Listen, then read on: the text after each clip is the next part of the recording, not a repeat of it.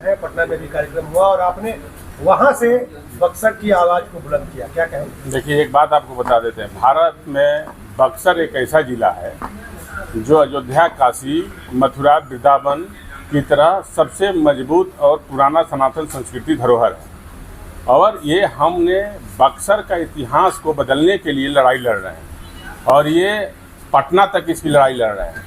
और सनातन संस्कृति का सबसे बड़ा धरोहर आज बिहार में है तो बक्सर है।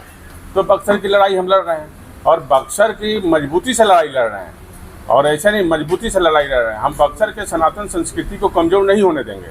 और जब विश्वामित्र सेना का निर्माण हुआ और ये बक्सर की सनातन संस्कृति के उत्थान करने के लिए हुआ, यहाँ के लोगों को रोजगार मिले, सनातन संस्कृति का विकास होगा, पर्यटन का विकास होगा, तो यहाँ के लोगों को, बक्सर का तो 99% लोगों का, हर घर से एक आदमी का रोजगार मिल जाएगा। तो ये मेरी लड़ाई है और इस लड़ाई को और मजबूती से कुछ दिनों के बाद से अब बक्सर में इसको और अलग रूप दिया जाएगा विश्वामित्र सेना के द्वारा। बक्सर की लड़ाई विश्वामित्र सेना जो है अब मैदान में, अब जनता के बीच में जाएगी। क्या लगता है कि यहाँ के जो जनप्रतिनिधि रहे हैं वो ये बात नहीं समझ पा रहे हैं? अरे भाई, हमारा तो बक्सर के लिए कितना बड़ा शर्म की बात है कि इतने जितने यहाँ जनप्रतिनिधि आए, ये सबने बक्सर को लूटा और बुरी तरह से लूटा। ऐसा खोखला किया बक्सर को कि बक्सर को कुछ छोड़ा नहीं है। ये सब बक्सर को ये लूट लिया है और बक्सर को चरगाह अभी तक लोग समझ रहे हैं। अभी तक बक्सर को ये लोग चरगाह ही समझ रहे हैं। अभी बहुत प्रत्याशी मैदान में आ गए हैं। हमने तो कभी नहीं कहा कि मैं चुनाव लड़ूंगा, जबकि चुनाव समीप है। अरे 4 महीना ना है। हमारा कहीं भी पोस्टर में कहीं भी नहीं लिखा हुआ है कि मैं चुनाव लड़ने वाला हूँ या मैं चुनाव की तैयारी कर रहा हूँ या विधानसभा कुछ नहीं लिखा हूँ। लेकिन अब बक्सर की सम्मान के लिए, बक्सर की जनता की सम्मान के लिए और बक्सर के धरोहर को बचाने के लिए विश्वामित्र सेना जो है अब मैदान में उतरी है और जनता के बीच में जाएगी और लड़ाई लड़ेंगे। अरे काहे भाई, सीतामढ़ी माता का सबसे बड़ा, सीता माता का बन रहा है धरोहर इतना बड़ा, हमारा बक्सर के काहे नहीं बनेगा? बक्सर विश्वामित्र जी का धरती है, पावन धरती है, भगवान राम का कर्म भूमि है, माता अहिल्या का उद्धार हुआ, वामन अवतार हुआ, जहाँ से च्यवन ऋषि, जहाँ च्यवनप्राश पूरी दुनिया में बिका, जो कंपनियां मुनाफे में गई, और उस शहर का सबसे बुरा हाल बक्सर का होने के नाते हम अब उसी में लगे हुए हैं कि हमारे लिए सबसे बड़ा जो है बक्सर ही है। और इस सनातन संस्कृति के उत्थान करेंगे ही करेंगे और इसकी लड़ाई लड़ेंगे। पटना तक लेके गए ना इसको, बक्सर के सम्मान के लिए पटना के मंच पे लड़े ना, अब दिल्ली तक भी जा रहे हैं। बक्सर का मुद्दा दिल्ली तक जाएगी।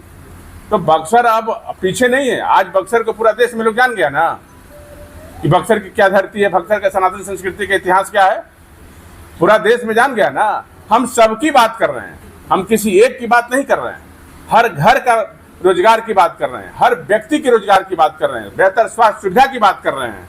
यदि पर्यटन का विकास होगा बक्सर में तो 100% यहाँ शिक्षा का व्यवस्था बदलेगा, स्वास्थ्य का व्यवस्था बदलेगा। यहाँ जहाज भी, यहाँ भी उतरेगी प्लेन, हवाई जहाज, हर जगह एयरपोर्ट बन गया। बक्सर के काहे नहीं कोई एयरपोर्ट दिया? काहे नहीं दिया? कोनो नेता उठाया? कोनो एक नेता उठाया कि बक्सर में भी एयरपोर्ट बनना चाहिए? सनातन संस्कृति का सबसे बड़ा धरोहर, पर्यटन का बिहार का सबसे बड़ा धरोहर है। कोई उठाया? गंगा के किनारे बसने वाला सबसे सुंदर शहर है बक्सर, अब पुराना है, जहाँ वेद का निर्माण हुआ। कोई बोला? काहे नहीं बोला? काहे से? वो आपका घर का बेटा नहीं था, आपका परिवार का नहीं था, आपका बक्सर का नहीं था, उसको नहीं बोलना था, उसको चुनाव लड़ने आना था। चुनाव लड़ने के बाद जहाँ कहा है वहाँ का विकास करना था। क्या लगता है कैसे लोग होने चाहिए प्रतिनिधि? प्रतिनिधि वो होना चाहिए जो बक्सर के लिए जीता हो, बक्सर के दिल में उसके लिए कुछ करने का जुनून हो, जो बक्सर के लिए कुछ कर गुजरे, जो बक्सर के लिए दर्द हो, जो दिन दिन रात बक्सर के लिए घूमे, कमाने के लिए नहीं घूमे। तो जितने लोग घूम रहे हैं सभी लोग बक्सर के प्रति अपना जो है संवेदना व्यक्त कर रहे हैं। जितना लोग घूम रहे हैं वो अच्छी बात है, बक्सर की संवेदना की बात कर रहे हैं, बक्सर का विकास के लिए। बक्सर की आवाज़ बुलंद करिए। बक्सर की लड़ाई लड़नी है आपको तो बक्सर का आवाज़ बुलंद करिए। अब बक्सर की सनातन संस्कृति की बात जब से विश्वामित्र सेना चली है तब तक बिहार में सनातन की बात होने लगी। आप लोगों ने देखा कि बिहार में जो नेता सनातन की बात नहीं करते थे वो भी मंच पर बिहार लेवल में विश्वामित्र सेना जो है सनातन की बात कराने लगी लोगों को। मजबूर हो गए लोग बात करने का सनातन का।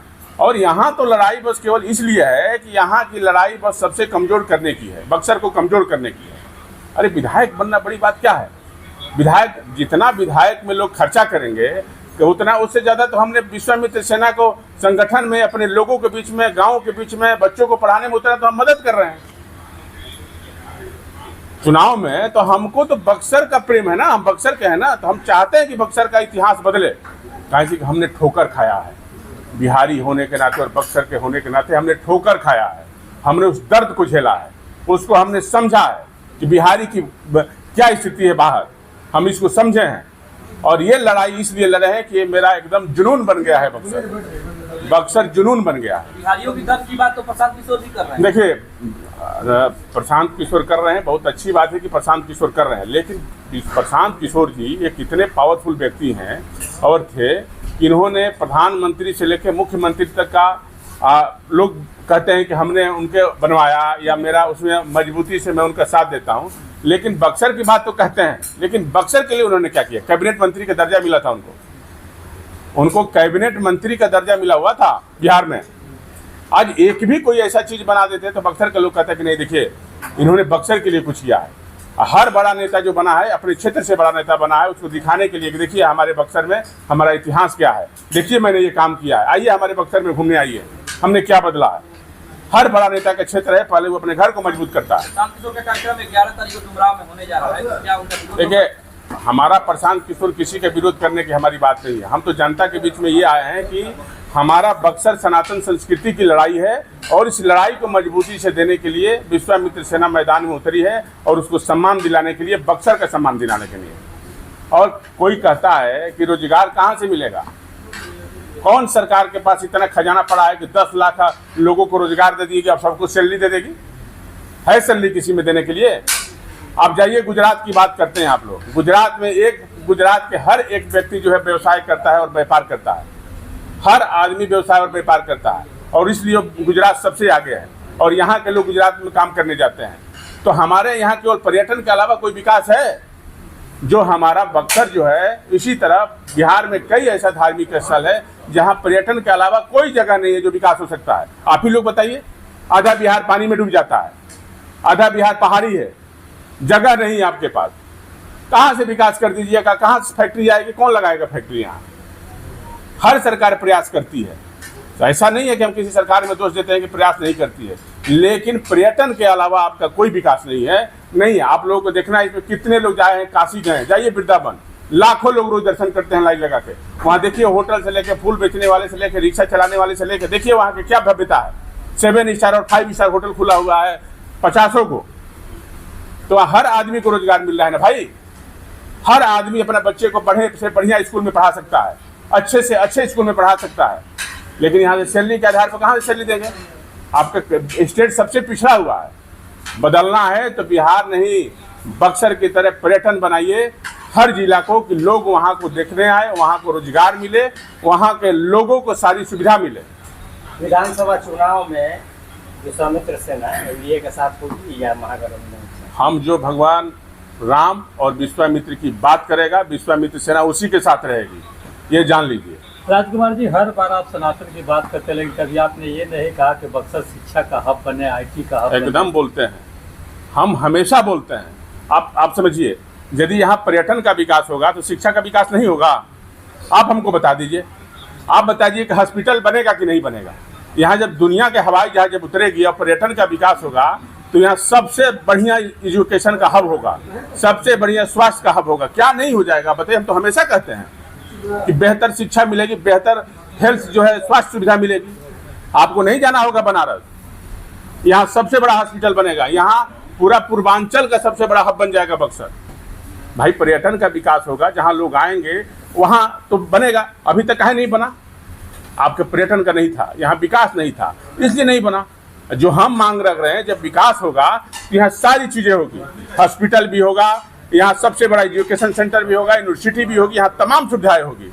हमारी तो यही लड़ाई है। तो मैं तो हमेशा ये बात कहता हूँ और लड़ाई लड़ता भी हूँ और दिल से लड़ता हूँ। यदि चुनाव लड़ने की बात बार बार लोग कहते हैं, चुनाव लड़ना होगा तो निर्दलीय चुनाव हमको नहीं लड़ जाएंगे, हमको कोई रोक पाएगा? हमारा लड़ने का अधिकार है ना भाई। चुनाव को लोग बार बार कहते हैं तो निर्दलीय लड़ जाएंगे चुनाव। चुनाव लड़के तो कई लोग जमानत भी नहीं बचा पाते हैं। छोड़िए ना, हम ना कहते हैं कि हमारा जमानत यदि लड़ना होगा, बचे ना बचे वो अलग की बात है, वो अलग की बात है, बचे ना बचे ये तो जनता बताएगी ना जब लड़ना होगा। हम तो नहीं कहे हैं अभी तक, लेकिन बक्सर के सम्मान के लिए आप लोग भी हमारे भाई हैं। हम सबके लिए लड़ रहे हैं, पूरा बक्सर वासी के लिए लड़ रहे हैं, आपके हर एक एक बच्चे के लिए लड़ रहे हैं। हम बिहार के लिए नहीं लड़ रहे हैं, हम अपने बक्सर की लड़ाई लड़ रहे हैं। हमारा बक्सर का गौरव लौटा दो जो हमारा है। हमारा बक्सर सबसे विकसित जो है जिला बन जाएगा, अब बिहार का आध्यात्मिक राजधानी बन जाएगा। हम तो सबके लिए लड़ रहे हैं। अच्छा, जो लोग ये बात करते हैं कि राजकुमार चौबे राजनीति में आने की इच्छा रखते हैं, क्या